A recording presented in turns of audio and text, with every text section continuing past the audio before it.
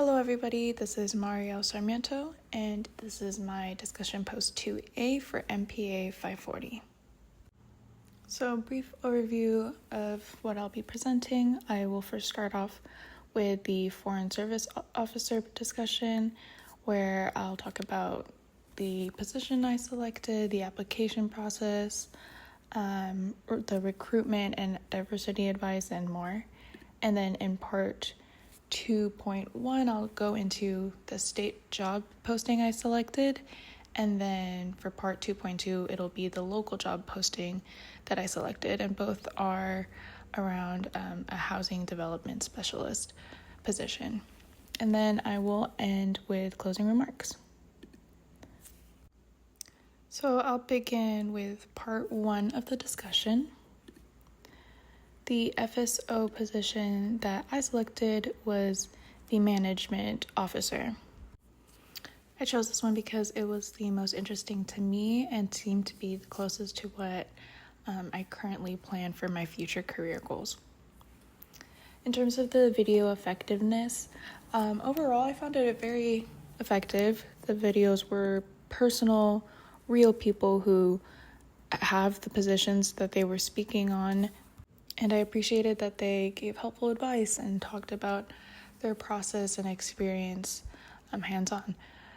And moving into the application process, there's a lot of steps. The videos were very interesting, but once you go into what the application process is, it's a bit daunting. So first you choose what track that you are interested in, and then you have to take the FSOT test, which are the Foreign Service Officer test. And then you'd have to interview in person and, of course, pass the medical and security tests. And this whole process takes almost up to a year at times. It's a really long process, and ultimately you are ranked or registered against other candidates, and at the end of the day you aren't guaranteed the job.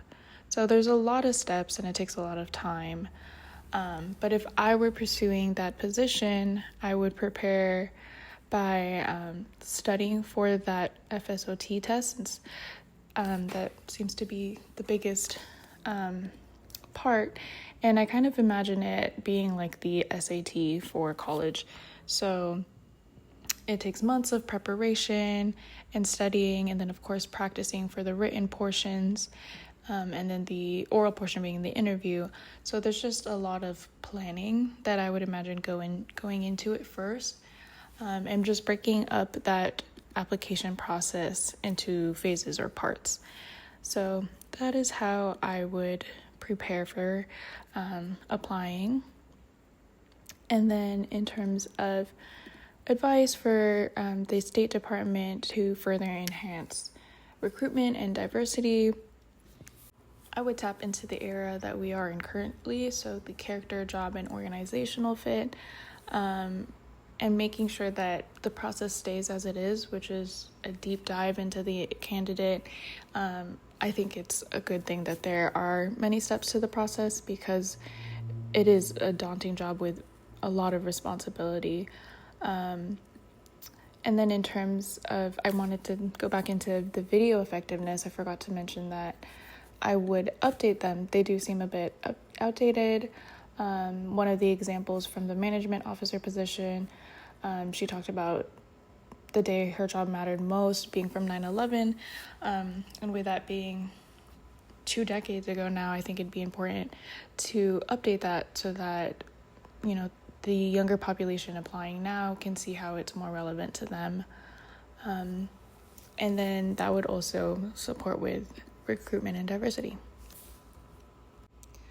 So now I'll delve into the state job posting that I selected. So I chose the Housing and Community Development Specialist 2 position. This is under the State Department of Housing and Community Development, or HCD for short. On this slide, you'll see that the working title is on there as the Climate Change Senior Specialist, so that seems to be the area they're focusing on. And then you'll also see the salary range, and that is from $7,000 to $8,000. And this is the first thing that you see when you look it up on the California government job site. And I chose this because it seemed very similar to the positions that we have in my current workplace. And so for my county or local job posting, I chose a similar position. On this page, you'll see the job description and duties. And on the bottom, highlighted in orange, you'll see there's some special conditions listed, which is the travel requirements, and that you may have some days where you can work from home, so it is a hybrid position. And then in green, I highlighted the duty statement, which will have more information on the essential job duties that I have on the next slide. And then I also wanted to highlight in the bottom corner the equal opportunity employer statement that they had posted. So on this next slide, you'll see the duty statement. When you click the link, it actually leads to a PDF. And there's the essential job duties, and I found it interesting that they broke it down by percent of time. So on the left, you'll see, I kind of just picked out portions. There's different percentages of how long certain tasks are, so it kind of shows what you would be prioritizing more. Then moving on, if you scroll down more into the duty statement, it lists the special requirements. So it talks about travel, the background check requirement. If you're bilingual, this one doesn't specify that you need to have that, but if it did, it would have all of that listed out in that section. And then they also have the equal employment opportunity listed out again. And then there's also an area for you all to sign, or if you were to apply. And so it was interesting that you can submit applications physically. And then on the next slide, you'll see the minimum requirements. There is another link for that. And then when you click it, it shows what's on the left. So it has the scope of the job, and they break it down by the different classifications or rankings that they have on the state level. And I highlighted the position in green, and the breakdown is below it. And they also include a job application package checklist that the applicant can reference to make sure that they have everything they need. And then moving on to the next slide, you'll see the application instructions, which are very detailed and include the breakdown for if you want to submit a physical application. So that is it for the state one.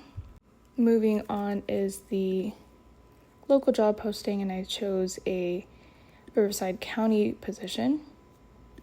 So you'll see on this slide, it is the Development Specialist 2 for the Housing Workforce Solutions Department, but this is specifically for the Workforce Division.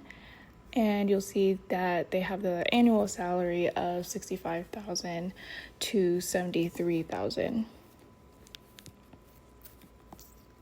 Then on the next slide, I have the description of job duties.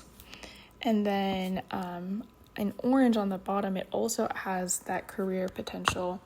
And then on the left, we have their list of essential duties. So it's not as specific as the state, but they do have an extensive list of all the duties that come with this role.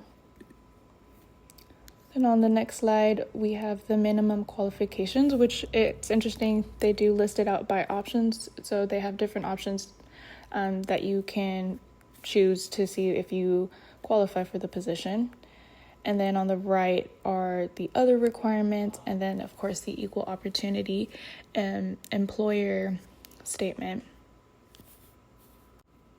Then finally, here are the benefits, and also for the application procedures. There weren't like a list that similar to what the state had.